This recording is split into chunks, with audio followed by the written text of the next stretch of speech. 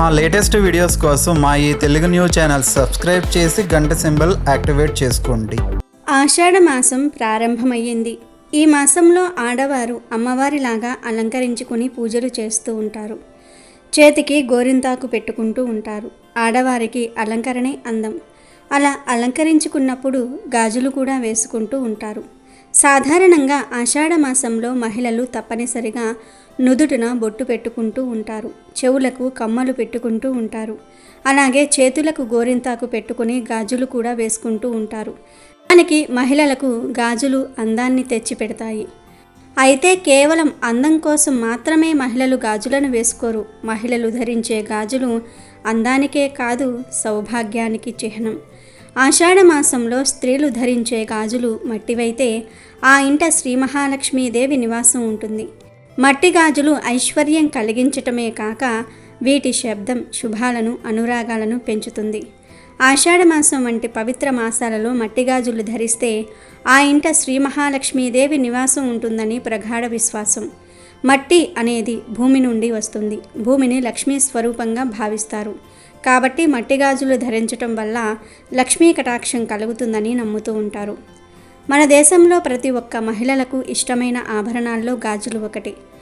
అయితే కాలం మారుతున్న కొద్దీ కొన్ని దుస్తులు, ఆభరణాలు ధరించే పద్ధతుల్లో అనేక మార్పులు వచ్చాయి. అందులో భాగంగా గాజులు వేసుకోవటం బాగా తగ్గిపోయింది. అయితే సాధారణ సమయంలో గాజులను వేసుకున్నా వేసుకోకపోయినా పండుగల సమయంలో, పెళ్లిళ్ల సమయంలో, ముఖ్యమైన కార్యక్రమాలలో, ఇతర శుభకార్యాల సమయాలలో, నోములు నోచుకునేటప్పుడు, ప్రత్యేకమైన పర్వదినాలలో, అలాగే ఆషాఢ మాసంలో సాంప్రదాయబద్ధంగా సిద్ధమైనప్పుడు గాజులు వేసుకోవడానికి చాలామంది ఆసక్తి చూపిస్తూ ఉంటారు. ముఖ్యంగా ఆషాఢ మాసంలో పెళ్ళైన ఆడపడుచులందరూ కూడా గాజులు ధరిస్తారు. పెళ్ళైన వారే కాదు, పెళ్ళి కాని ఆడపడుచులు కూడా ఈ మాసంలో గాజులు వేసుకోవడానికి ఇష్టపడుతూ ఉంటారు. కానీ ఆషాఢ మాసంలో స్త్రీలు పొరపాటున కూడా ఈ రంగు గాజులు వేసుకోకూడదు. పెళ్ళైన ఆడవాళ్ళు ఆషాఢ మాసంలో పొరపాటున కూడా ఈ రంగు గాజులను వేసుకుంటే భర్తకు తీరని కష్టాలు వస్తాయి. లక్ష్మీ కటాక్షం తగ్గిపోతుంది, దరిద్రం చుట్టుకుంటుంది. అదే ఈ రంగులో ఉండే గాజులు వేసుకుంటే లక్ష్మీ కటాక్షం కలుగుతుంది, వద్దన్న ఐశ్వర్యం వస్తుందని పండితులు చెప్తూ ఉన్నారు. మరి ఆషాఢ మాసంలో ఆడవాళ్ళు ఏ రంగులో ఉండే గాజులు వేసుకోకూడదు, ఏ రంగు గాజులు వేసుకోవాలి అనే విషయాన్ని ఇప్పుడు మనం ఈ వీడియోలో వివరంగా తెలుసుకుందాము. ఫ్రెండ్స్, ఫస్ట్ అయితే కామెంట్ బాక్స్లో శ్రీమాత్రే నమః అని కామెంట్ చేయండి. అలాగే ఈ వీడియోకి ఒక లైక్ కొట్టి మా ఛానల్ని సబ్స్క్రైబ్ చేసుకోవటం అస్సలు మర్చిపోవద్దు. ఆషాఢం అంటే కర్షకుడు ఏమరుపాటు లేకుండా ఒళ్ళు వంచవలసిన కాలం. సన్యాసులకు చాతుర్మాస్యానికి సన్నాహం చేసుకునే సందర్భం. అత్త అల్లుళ్ళు ఒకే గడప దాటకూడని వేడుక. వివాహ మహోత్సవాలకు విరామం. విరహోత్కంఠ విజృంభించే విషమ సమయం. ఆషాఢ మాసాన్ని ఆది మాసం, అడి అని పిలుస్తూ ఉంటారు. ఇది తెలుగు పంచాంగం ప్రకారం 4వ నెల. హిందూ పండితుల ప్రకారం ఆషాఢ మాసం పవిత్రమైనది కాదు. ఇది ఆది అనే సంస్కృత పదం నుంచి వచ్చింది. ఆది అంటే శక్తి అని అర్థం. కాబట్టి ఈ ఆషాఢ మాసం దేవతలను పూజించడానికి చాలా పవిత్రమైనది. ఈ మాసంలో చేసే స్నానం, దానం, జపం, పారాయణలు విశేష ఫలితాలను ఇస్తాయి. ఆషాఢ మాసంలో చేసే సముద్ర నదీ స్నానాలు ఎంతో ముక్తిదాయకాలు. ఆషాఢ మాసంలో పాదరక్షకులు, గొడుగు, ఉప్పు, ఉసిరికాయ దానం చేయటం శుభకరం. ఆషాఢ మాసంలోనే దక్షిణాయనం ప్రారంభమవుతుంది. కర్కాటకంలోనికి సూర్యుడు ప్రవేశించటంతోనే దక్షిణాయనం ఆరంభమవుతుంది. అంటే సూర్యుడి ఈ రాశిలో ప్రవేశించినప్పటి నుంచి తిరిగి మకర రాశిలో ప్రవేశించే వరకు దక్షిణాయనం అంటారు. ఈ ఆయనంలో సూర్యుడు భూమధ్య రేఖకు దక్షిణంగా సంచరిస్తూ ఉంటారు. ఇక వ్యవసాయ పనులన్నీ కూడా ఈ మాసంలోనే రైతులు ప్రారంభిస్తూ ఉంటారు. ఆషాఢ మాసంలోనే తెలంగాణ ప్రాంతంలో సాంప్రదాయబద్ధమైన బోనాల ఉత్సవాలను భక్తి శ్రద్ధలతో జరుపుకుంటూ ఉంటారు. మహంకాళి అమ్మవారి కోసం తయారు చేసే భోజనాన్ని బోనంగా చెప్తూ ఉంటారు. దీనిని అమ్మవారికి నివేదన చేసే పర్వదినాన్నే బోనాలు అంటారు. ముఖ్యంగా గ్రామీణ ప్రాంతంలో ఈ పండుగ అత్యంత వైభవంగా జరుపుకుంటూ ఉంటారు. సమస్త జగత్తుకు కారణమైనటువంటి అమ్మవారిని భక్తి శ్రద్ధలతో పూజిస్తూ ఉంటారు. అన్నం, బెల్లం, పెరుగు, పసుపు నీళ్లు, వేప ఆకులు ఈ బోనంలో ఉంటాయి.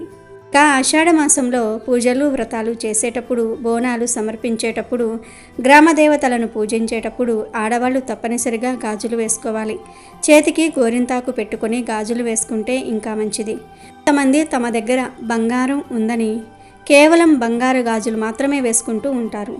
బంగారు గాజులు ధరించటం మంచిదే, కానీ బంగారు గాజులతో పాటు మట్టి గాజులను కూడా వేసుకోవాలి. లేకపోతే లక్ష్మీ కటాక్షం కలగదు. బంగారు గాజులు వేసుకోకపోయినా పర్వాలేదు, కానీ మట్టి గాజులు మాత్రం ఖచ్చితంగా వేసుకోవచ్చు. బంగారపు గాజులు ఉంటే వాటితో పాటు మట్టి గాజులు కూడా కలిపి వేసుకోండి. ఇక ఈ ఆషాఢ మాసంలో కొన్ని రంగుల్లో ఉండే గాజులు వేసుకుంటే లక్ష్మీ కటాక్షం కలుగుతుందని శాస్త్రం చెప్తోంది. ఆషాఢ మాసంలో ఆడవారు white colour, blue colour, sky blue colour, grey colour గాజులు అస్సలు వేసుకోకూడదు. తెలియక white, blue, sky blue, grey colour గాజులు వేసుకుంటే భర్తకు కష్టాలు వస్తాయి, దరిద్రం చుట్టుకుంటుంది. White, sky blue, blue colour, grey colour గాజులు వేసుకుంటే లక్ష్మీ కటాక్షం తగ్గిపోతుంది. కనుక ఆషాఢ మాసంలో అస్సలు ఈ రంగులో ఉండే గాజులు వేసుకోవద్దు. కనుక white, blue, sky blue, grey ఈ రంగులో ఉండే గాజులను పొరపాటున కూడా ధరించకండి. మరి ఈ ఆషాఢ మాసంలో ఏ రంగులో ఉండే గాజులు ధరిస్తే లక్ష్మీ కటాక్షం కలుగుతుంది అనే విషయానికి వస్తే, ఈ మాసంలో పింక్ కలర్ గాజులు వేసుకున్నా, రెడ్ కలర్ గాజులు వేసుకున్నా, గ్రీన్ కలర్ గాజులు వేసుకున్నా లక్ష్మీ కటాక్షం కలుగుతుంది. పింక్ కలర్ గాజులు వేసుకుంటే శీఘ్రమే లక్ష్మీ కటాక్షం లభిస్తుంది. ఎందుకంటే పింక్ కలర్ అంటే లక్ష్మీదేవికి చాలా ఇష్టం. ఇక రెడ్ కలర్ గాజులు వేసుకుంటే సుమంగళి తత్వం కలుగుతుంది. గ్రీన్ కలర్లో ఉన్న గాజులు ధరిస్తే విశేషంగా లక్ష్మీ కటాక్షం లభిస్తుంది. ధన ఆదాయం పెరుగుతుంది. ఆ ఇంట సిరి సంపదలకు లోటు ఉండదు. కాబట్టి ఆడవాళ్ళు ఈ ఆషాఢ మాసంలో పింక్ కలర్లో కానీ, రెడ్ కలర్లో కానీ, గ్రీన్ కలర్లో కానీ ఉండే గాజులు వేసుకోండి, మీకు మంచి జరుగుతుంది. కొత్త మట్టి గాజులు వేసుకోవాలి అనుకునేవారు ఆషాఢ మాసంలో సోమవారం కానీ, బుధవారం కానీ, గురువారం కానీ వేసుకుంటే మంచిది. అలాగే ఆషాఢ మాసంలో మట్టి గాజులు ధరించినప్పుడు 2 చేతులకు కలిపి కనీసం 1/2 డజన్ అయినా సరే గాజులు ఉండేలాగా ధరించాలి. ఎప్పుడైనా పొరపాటున గాజులు చెల్లితే ఆ గాజు ముక్కలను ఎక్కడైనా సరే చెట్టు మొదట్లో గొయ్యి తీసి పాతిపెట్టేయండి. ఇలా ఆషాఢ మాసంలో గాజుల విషయంలో నియమాలు పాటిస్తే సులభంగా లక్ష్మీ అనుగ్రహం సిద్ధిస్తుంది. మీ పూజలకు మంచి ఫలితం వస్తుంది. కనుక స్త్రీలు ఆషాఢ మాసంలో గాజుల విషయంలో ఈ నియమాలు పాటించండి, శుభాలను పొందండి. శుభకార్యాలకు పనికిరాదు అని భావించబడుతున్న, ఆధ్యాత్మికంగా ఎంతో ప్రత్యేకతను, ఎన్నో మహిమలను సొంతం చేసుకుని పుణ్య ఫలాలను ప్రసాదించే మాసంగా ఆషాఢ మాసం చెప్పబడుతుంది. ఈ మాసంలోని పూర్ణిమ నాడు చంద్రుడు పూర్వాషాఢ నక్షత్ర సమీపంలో సంచరిస్తూ ఉంటాడు. కనుక ఈ మాసానికి ఆషాఢ మాసం అనే పేరు ఏర్పడింది. ఆషాఢ మాసంలో సూర్యుడు కర్కాటక రాశిలో ప్రవేశిస్తాడు. అంటే దీనితో ఉత్తరాయణం పూర్తయి దక్షిణాయనం ప్రారంభమవుతుంది. ఈ దక్షిణాయనం సంక్రాంతి వరకు ఉంటుంది. ఆషాఢ మాసంలోనే చాతుర్మాస్య దీక్ష మొదలవుతుంది. వివాహమైన తర్వాత వచ్చే తొలి ఆషాఢ మాసంలో కొత్తగా అత్తవారింటికి వచ్చిన కోడలు, అత్తగారు ఒకే చోట కలిసి ఉండరాదు అనే నియమం కూడా ఉంది. అంటే పెళ్ళైన తొలి ఆషాఢ మాసంలో అత్త కోడళ్ళు ఒకే గడప దాటకూడదు అనేది దీని అర్థం.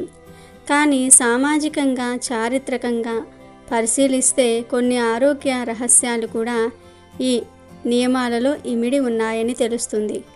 ఆషాఢ మాసంలో భార్యాభర్తలు కలిసి ఉంటే గర్భం ధరించి బిడ్డ పుట్టే సమయం చైత్ర లేదా వైశాఖ మాసం అవుతుంది. అది ఎండాకాలం ప్రారంభమయ్యే సమయం. ఎండలకు బాలింతలు, పసిపాపలు తట్టుకోలేరని పూర్వీకులు ఈ నియమం పెట్టారు.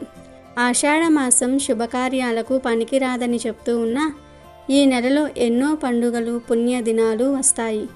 శుక్లపక్ష ఏకాదశి తొలి ఏకాదశి. దీనినే ప్రథమ ఏకాదశి అని, శయన ఏకాదశి అని కూడా పేరు.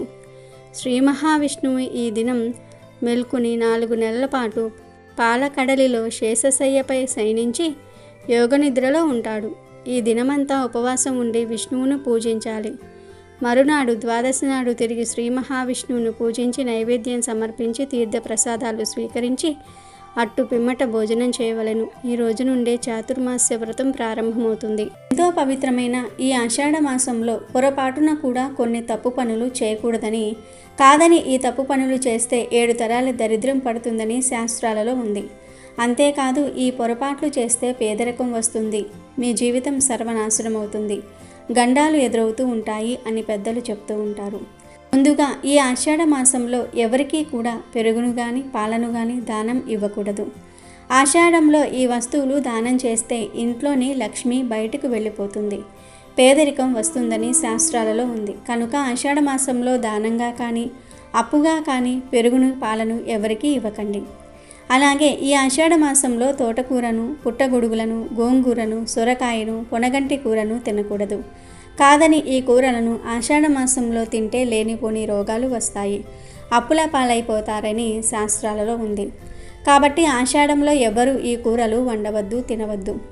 అలాగే ఆషాఢ మాసంలో నెలసరిలో ఉన్న స్త్రీలు పూజలలో, బోనాలలో ఇలాంటి ఆధ్యాత్మిక కార్యక్రమాలలో పొరపాటున కూడా పాల్గొనకూడదు, మహాపాపం తగులుతుంది.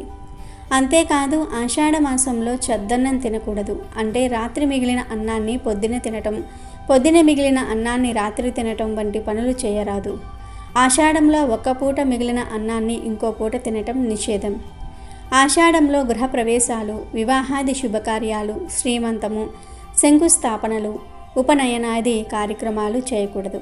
కానీ ఈ ఆషాఢ మాసంలో ఉగ్రదేవత ఆరాధన చేస్తే మంచిది. ఉగ్రదేవతలంటే దుర్గాదేవి, లక్ష్మీ నరసింహస్వామి ఇలాంటి ఉగ్రదేవతలను ఆరాధిస్తే విశేషమైన శుభ ఫలితాలు లభిస్తాయి. అలాగే ఆషాఢంలో ప్రతిరోజు విష్ణుమూర్తిని పూజిస్తే కష్టాలు పోతాయి. అదేవిధంగా ఆషాఢ మాసం నెల రోజుల పాటు చెట్లను నరకకూడదు, పీకకూడదు, మహాపాపం తగులుతుంది. ఆషాఢ మాసంలో స్త్రీలు కన్నీళ్లు పెట్టకూడదు. ముఖ్యంగా ఇంటి గడప దగ్గర కూర్చొని ఏడవటము లేదా అన్నం తినటం, తల దువ్వటం వంటి పనులు చేయకూడదు. అదేవిధంగా ఆషాఢ మాసంలో కుక్కల్ని కానీ గోవుల్ని కానీ హింసించకూడదు, కొట్టకూడదు, మహాపాపం తగులుతుంది. ప్రస్తుత రోజుల్లో ప్రతి ఒక్కరూ మంచం పైన కూర్చునే భోజనం చేసేస్తూ ఉన్నారు. కానీ ఈ ఆషాఢ మాసంలో మాత్రం పొరపాటున కూడా మంచం పైన కూర్చుని భోజనం చేయకూడదు. ఈ నెల రోజులు నేలపైన కూర్చుని భోజనం చేయాలి. లేదంటే మీకు రాబోయే రోజుల్లో ఒక బియ్యం గింజ కూడా దొరకదు, ఆహార కొరత ఏర్పడుతుంది.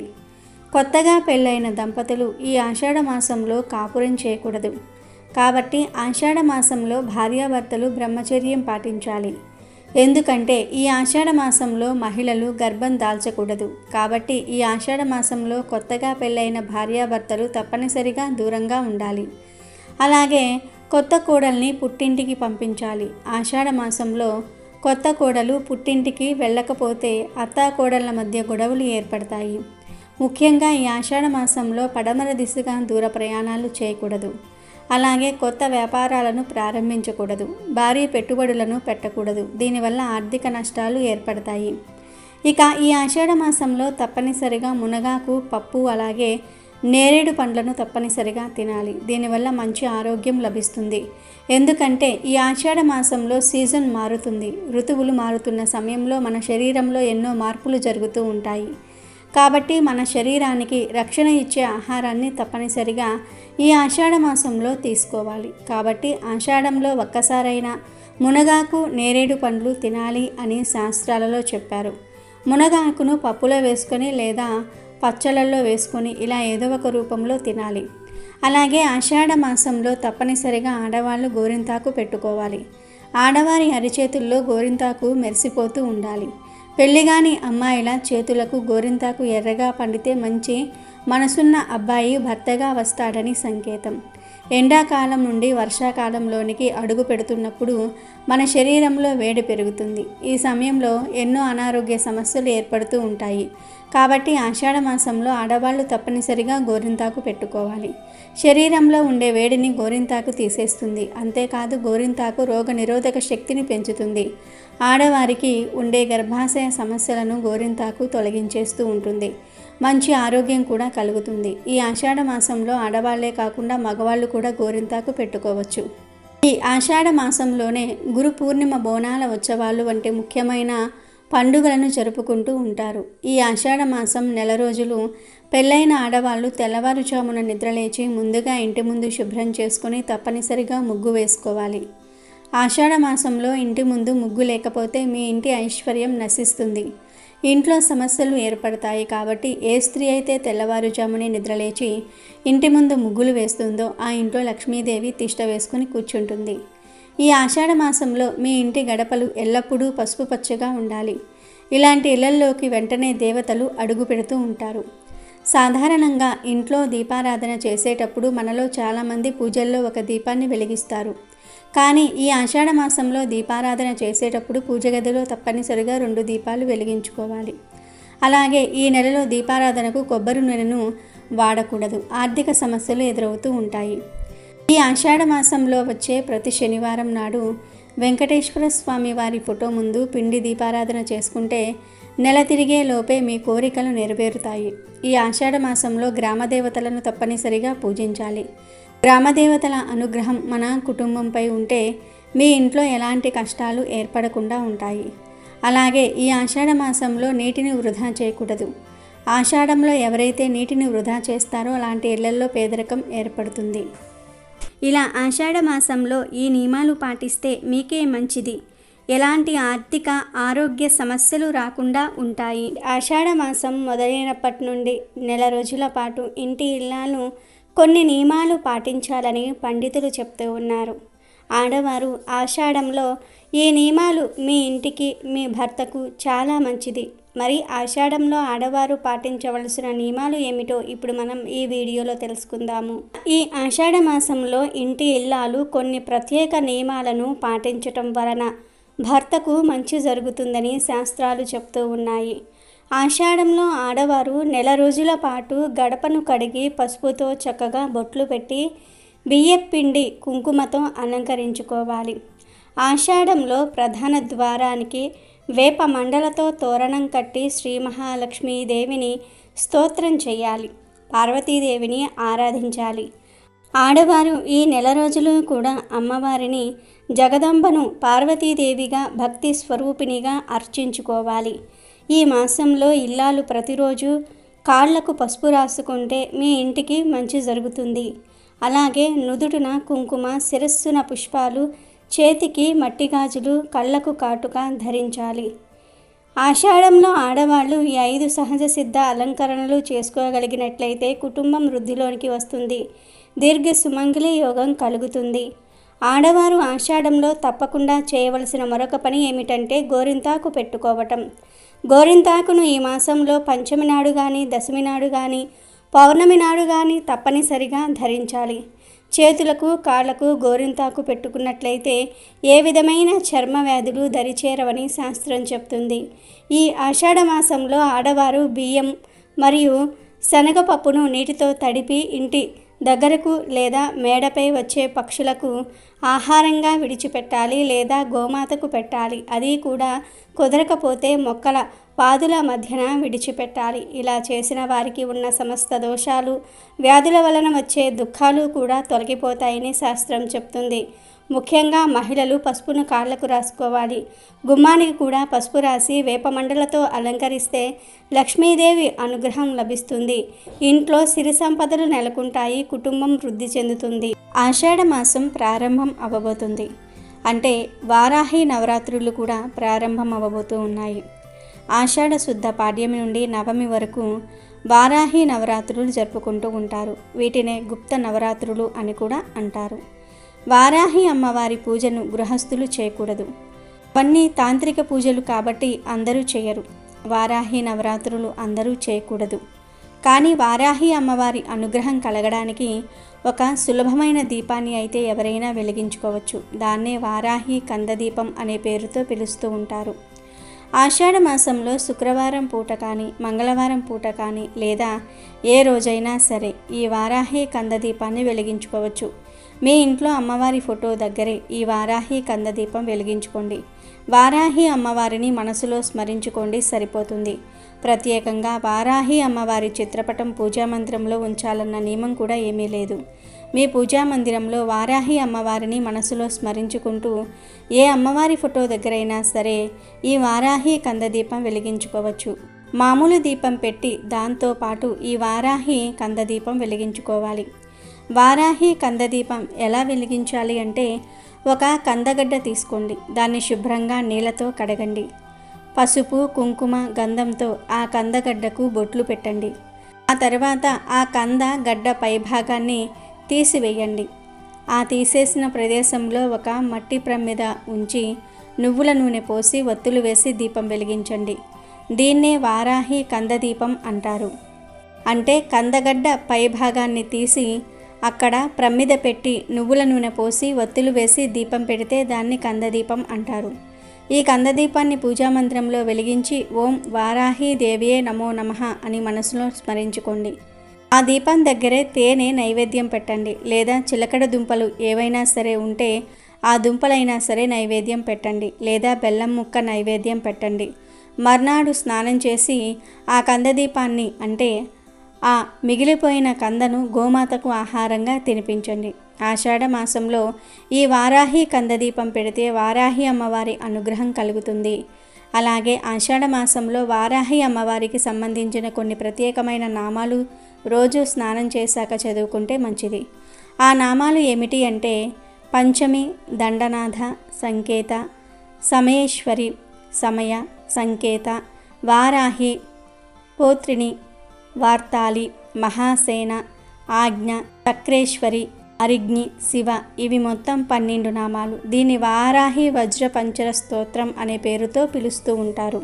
అంటే వారాహి అమ్మవారి వజ్ర పంజర స్తోత్రంలో 12 నామాలు ఉంటాయి. ఆ 12 నామాలు ఇవి: పంచమి దండనాథ సంకేత, సమయేశ్వరి సమయ సంకేత, వారాహి పోత్రిని, వార్ధాలి, మహాసేన, ఆజ్ఞా చక్రేశ్వరి, అరిగ్ని, శివ.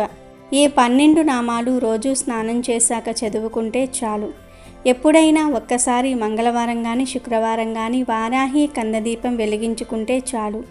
వారాహి అమ్మవారి సంపూర్ణమైన అనుగ్రహం వల్ల సకల శుభాలు చేకూరుతాయి. అమెజాన్లో బెస్ట్ డిస్కౌంట్స్ కోసం వీడియో డిస్క్రిప్షన్లో లింకు ఉంది, చూడండి. అలాగే మా టెలిగ్రామ్ ఛానల్ సబ్స్క్రైబ్ చేసుకోండి.